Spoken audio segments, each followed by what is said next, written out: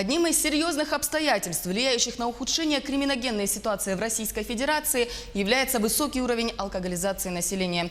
Практически каждое третье бытовое преступление совершается на почве злоупотребления спиртными напитками. О проблемах так называемой пьяной преступности и о принимаемых мерах по ее предупреждению мы поговорим сегодня с гостем студии, старшим прокурором уголовно-судебного отдела прокуратуры Республики Саха-Якутия, старшим советником юстиции Натальей Потаповной. Наталья Хрисанфовна, здравствуйте. Добрый день. Накануне Владимир Путин подписал закон об ужесточении уголовной ответственности за пьяные ДТП. Теперь пьяные водители могут получить до 15 лет лишения свободы, если раньше такое наказание было от 4 до 9 лет. Как вы относитесь к этому ужесточению? К сожалению, пьянство способствует совершению самых различных преступлений, в том числе, конечно, вот актуальным в последнее время у нас стало совершение пьяными водителями со смертельным летальным исходом, к сожалению, много стало случаев. За 2018 год только по республике осуждено за пьяное вождение, управление транспортными средствами 835 лиц. Ну, несколько снижается уровень это. Тем не менее, это в 2017 году, если цифры взять, то 1707 человек было, лиц были осуждены. Вот, поэтому в данном случае я только приветствую ужесточение закона. К сожалению, профилактика своего уровня получается, когда человек впервые попадает за управление транспортным средством к административной ответственности. То есть дается возможность человеку, он лишается права, он должен обдумать свои действия. Тем не менее, именно за повтор, за нахождение не только там смертельными исходами и прочее за рулем, у нас уже наступает уголовная ответственность. Скажите, а насколько эффективны принимаемые в республике меры? Ну, в целом по республике у нас профилактика преступности идет, безусловно, под обязательно эффективной координационной деятельностью органов прокуратуры. Есть снижение, мы не только будем сегодня говорить о плохом, есть снижение, значит, количества преступлений, совершенных в общественных местах, состояние алкогольного опьянения на бытовой почве несколько снижается по предыдущим, по сравнению с годами. Но, тем не менее, само по себе вот эта проблема у нас остается. Почему остается? На наш взгляд, и на мой, как юриста с большой практикой, я могу сказать, что алкоголизация населения, оно связано как мы на сегодняшний день не можем привлечь, принудительно их лечить. Что алкоголиков хронических, что и наркоманов. Поэтому раньше, в советские времена, я могу сказать, были лечебно-трудовые профилактории, лица, совершившие административные правонарушения, уголовные преступления. Если были выявлены хронический алкоголизм у них, как диагноз установленный, то в этом случае их направляли в ЛТП для лечения. Мы какой-то процент населения, страдающих именно вот этим недугом, спасали. Но на сегодня картина такова, что, к сожалению, принудительно никого лечить мы не можем. А практика как показывает, всего 1,3% наркоманов обращаются сами за помощью медицинской, а где-то 6-8% хронических алкоголиков. Ну, это благодаря, может, и при помощи родственников, семьи, которые человека все-таки убеждает в том, что он страдает, он уже болеет, что надо лечение получить. А это очень минимально. А у нас по республике 54% преступлений в общем сложности совершается лицами, которые не имеют источника дохода постоянного. Ну, в народе мы говорим, это в основном и бичи, которые практически ни общественно полезным трудом не занимаются, естественно, не имеют источника дохода.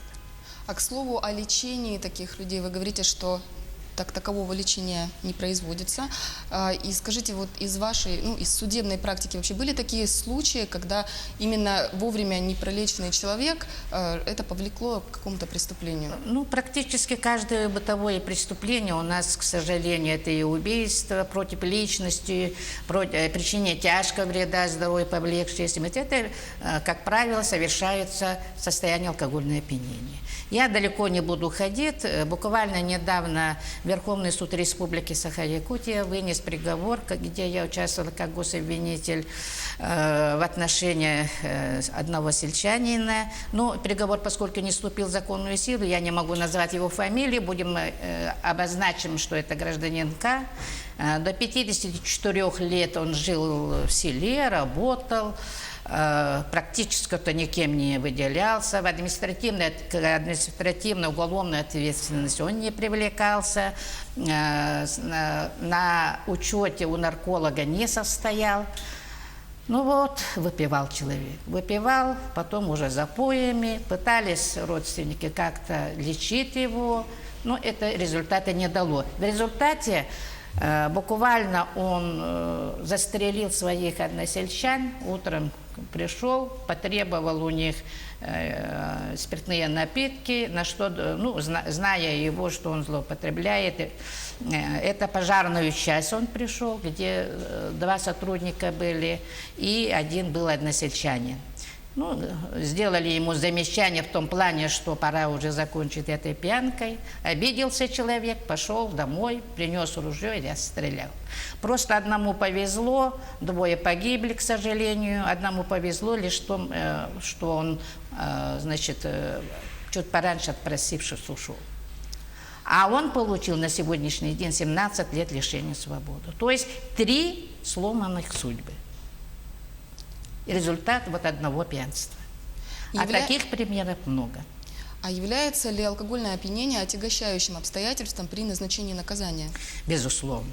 Многие, когда в суде подсудимые начинают говорить в оправдание себя, что мы ничего не помним, мы находились в состоянии опьянения, к сожалению,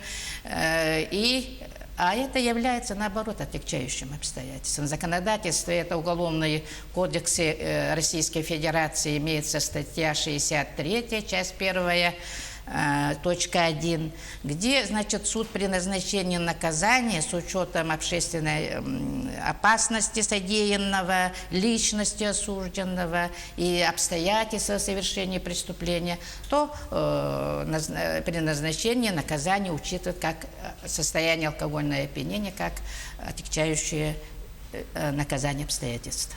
А может ли суд назначить какое-либо лечение?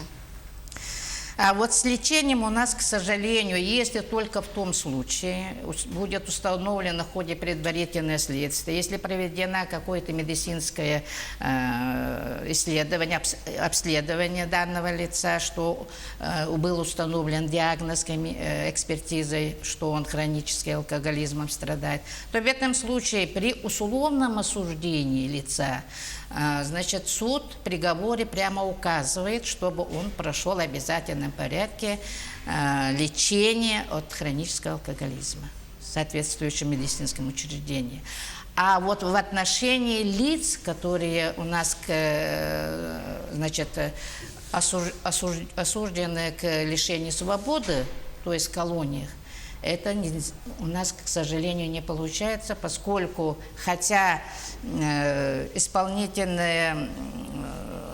Уголовно-исполнительный кодекс предусматривает, но там очень много нюансов, это должна быть комиссия создана, и опять-таки должен быть установлен диагноз, что он страдает хроническим алкоголизмом. Только в этом случае могут назначить лечение принудительное, обязать его пройти такое лечение. Вы уже приводили примеры из своей практики, что касается преступлений в алкогольном опьянении. Скажите, какие преступления наиболее часто совершаются в таком состоянии? В таком состоянии наиболее часто это тяжкие преступления, убийства, причинение тяжкого вреда здоровью, повлекшее смерть человека. хулиганство, изнасилование зачастую. Вот эти виды преступлений, они совершаются вот именно в состоянии алкогольного опьянения. А какие проблемы в настоящее время существуют, которые препятствуют эффективной реализации норм действующего законодательства, направленных на борьбу с алкоголизмом? Ну, поскольку мы начали насчет дорожно-транспортных вот этих преступлений, которые связаны, которые совершены в состоянии алкогольного опьянения, я просто как практик чисто могу сказать одно, что человека лишает права управления транспортным средством. Машина стоит в гараже. Соблазн есть? Есть. И он в следующий раз забывает, ну что меня будут лишать права, того уже нет, которого уже лишили. И он садится за руль. Повторно уже у него будет уголовная ответственность. А люди это как-то не понимают у нас население, считают, что ничего такого, я никого не сбил, я сел за руль. Но если человек сел за руль, уже он становится опасным. Поэтому вот это ужесточение, которое на сегодняшний день идет, я думаю, что все-таки связано ростом количества таких преступлений. То есть самая большая проблема, что люди пренебрегают. Пренебрегают. Более того, я хотела еще напоследок могу сказать, что ко мне обращаются не только как юристу, но как просто знакомые. Вот когда-то я по своей шалости, молодости был судим, любая судимость, хоть оно будет снято, погашено, установлено в законном порядке, это клеймо на всю жизнь. Не только для конкретного человека, но и его будущих детей. Если ребенок его захочет работать в органах, естественно, будут проверять, кто были родители. А некоторые возмущаются родители, почему мой ребенок должен за мои же грехи отвечать, вы об этом должны были думать, когда вы совершали те или иные преступления, правонарушения. То есть люди должны думать в первую очередь, прежде чем садиться пьяными за руль. Спасибо вам большое за интервью. Я напомню, что сегодня мы разговаривали о пьяной преступности. До встречи в эфире.